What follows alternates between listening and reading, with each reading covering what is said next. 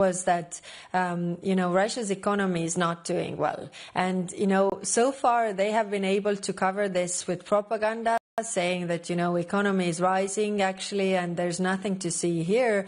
But now they can't even cover it with the propaganda anymore. And they are saying that it's in stagnation.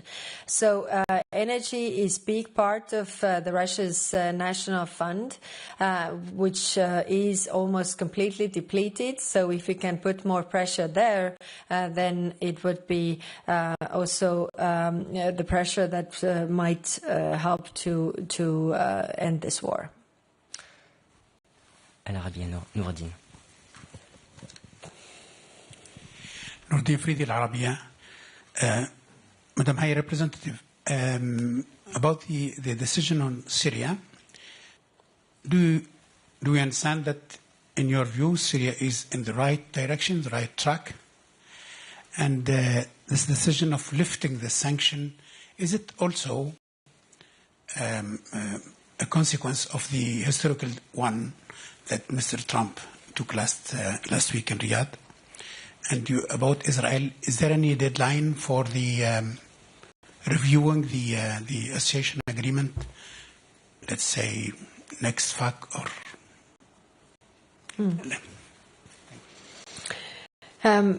Thank you. First, on Syria, like I said, is everything going very well? No, it's not. But I think the question that we have two choices. Either we give Syrian people a chance that they have services, they have jobs, and their salaries could be paid, so that there is less radicalization in Syria. Or we don't give that opportunity, and then we also don't have any say on the human rights and all the issues that actually worry us. What comes to Syria, I think we have been very well cooperating with our regional partners, also because they have their eyes and ears on the ground, also whether these things are going to the right direction or not. And when we all keep together, I think we can have a lot of influence. And when it comes to your other question, then, I must say that we as the European Union are not as good as selling all these decisions we have made, because you have been here in the press room as well, and you know that we have been working on a relief of sanctions already from January. So we did the first package then. I think it was February, but I might be wrong. But anyway, in the beginning of the year, and we have been working on the technical details. It's true, in European Union, it takes much more time because we are 27. We have very intensive discussions. It is maybe easier in some countries when you only have one person who makes the decisions. But I think I'm proud that we have been able to reach agreement today. On the association agreement, the review, we are, launching this exercise, and in the meantime, really hoping that the humanitarian aid is unblocked and the situation will become better. Thank you. Thank you. Vitaly.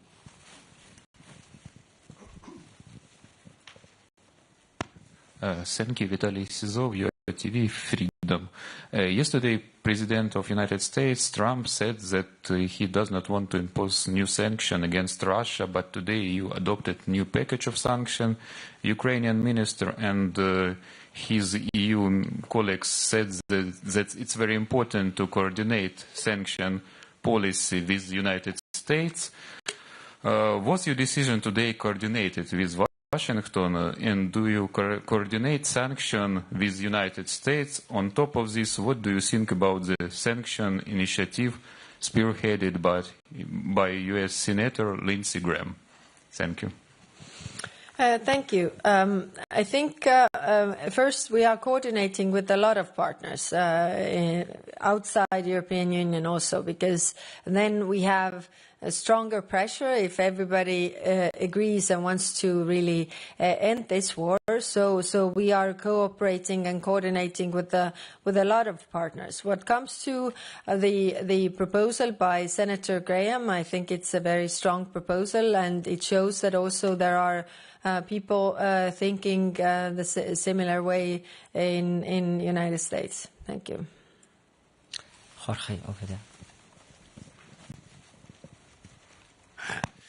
Jorge Libareiro with Euronews. Hello, High Representative. 2 questions. First one on Russia. You have received a letter from 15 member states asking you to renew relations with Russia's closest allies, and one of these is, of course, China. There's a lot of speculation lately about a possible reset of EU-China relations. Do you support this possible reset, and do you think the conditions are right for it? And just second on Israel, the decision to launch the review. Can you tell us a bit more how many member states were in favor? What are the next steps? What's the time frame? And if you think it's a political signal strong enough? Thank you. Yes, thank you for your question. First on China. We have the discussion on China coming on up in June in Foreign Affairs Council. So I would not run ahead of the curve here, but really try to listen the positions of member states on China. Because, we are in this turbulent and changing world, and we need to listen what are the views around the table to put together really a common position. And then what comes to the association agreement and the discussion around that, I will not say numbers and I will not say member states, but I can say it was a huge majority for this. I think what it tells is that the countries see that the situation in Gaza is untenable, and what we want is to really help the people, and what we want is to unblock the humanitarian aid so that it will reach the people there. It is, the trucks are behind the borders. There are thousands of trucks, and like I said, the 100 trucks that came in, it's a welcome step, but it's not enough because the needs are much bigger. These humanitarian aid is very much financed by the European Union, and that's why the member states are also very keen on sending this message that the suffering of the people is untenable. Thank you. The lady, fourth row, yes.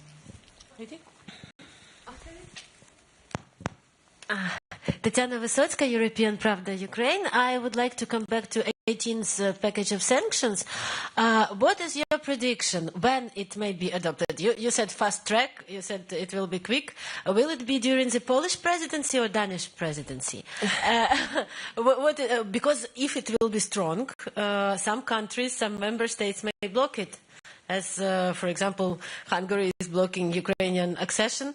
And this is my second question. It's not the topic of the discussion, but today in the morning we saw Marta Kos, who also participated in the meeting, and she was talking about the necessity of opening the first cluster with Ukraine. Are there any news? What did you discuss with Marta Kos? And maybe Hungary is, moving forward in this question, or no? Mm-hmm.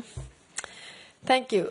The work is already ongoing, but can I tell when we will be ready? I can't tell it now. And I can't also, it always is. One member state is, this is not going. The other one is saying, we need to find something else. So it's always very intense debates, and I can't estimate how long it will take. But if the necessity and need from the member states is there to move fast, to send a strong signal, to put the pressure that also Russia wants to end this war, then we need to move fast. On enlargement, there were many member states around the table who were pointing out that we need to move on with the enlargement and unblock the opening of clusters. So we are working on that, and definitely Enlargement Commissioner is doing a great job. Thank you. The gentleman over there. Yes. Hello, Victor Emelin from Swedish News Agency. Just coming back to the association agreement and the discussion on Middle East. Were there any discussions on sanctions against the Israeli ministers, for instance, or settlers or anything else? Thank you. Yes, the sanctions on settlers, we have, I mean, it's prepared. We have had those discussions, but unfortunately, it was blocked by one member state. Thank you. Maybe last question. We'll go for the lady with the green suit. Excuse me, Mike, please, for the lady with the green suit. Thank you very much. Thank you so much, Valentina Vasileva. Вот so my question is about oil cap. Today, Andrei Sibiga asked for decrease this oil cap till $30 per barrel. Now it's 60. Before Reuters, I think, wrote that EU wants to decrease it till $50. Do you think it's realistic without the United States? How realistic do you think it is? And if you can a little bit elaborate about help for Radio Free Europe, how will it work when they will receive this money and etc. Thank you so much. Thank you. So oil price cap. Just recall when we first agreed the oil price cap, the agreement was between all the parties that it will be, if the market price goes down, then it is always lower than the market price. That was the initial agreement by all parties. Now, when the price actually got down, we didn't do this step of having it lowered. So I mean, the discussions, and then we had the US also on board. Right now, I know that in this big package of sanctions that the Senate is preparing, it's also the oil price cap. So the necessity is there. But can I predict how it is going? I can't, because the work is ongoing. And on Radio Free Europe, if we look at the total amount of funding that they have for operating all across the globe, then it's clear that Europe can't step in with all this funding that is necessary. So our focus should be really to help Radio Free Europe to work and function in those countries that are in our neighborhood and that are very much dependent on, news coming from outside on Radio Free Europe, whether it's Caucasus, whether it's Central Asia. So to have it functioning, like I said, it is the short-term financing, and we need also member states to come in to find solutions for the long-term financing. But when we had the discussion with the commissioners, external affairs commissioners, also about the foreign aid withdrawal by United States and where we step in, the discussion was about being strategic, and we gathered from the member states what are the strategic areas where we come in with the European money, because we can't fill the void with everything, and one of those was free media. So this goes in line with those understandings from the member states. Good. Thank you. This concludes our press conference. We will be back here tomorrow after the ministerial with the African Union. So have a nice evening. Thank you very much.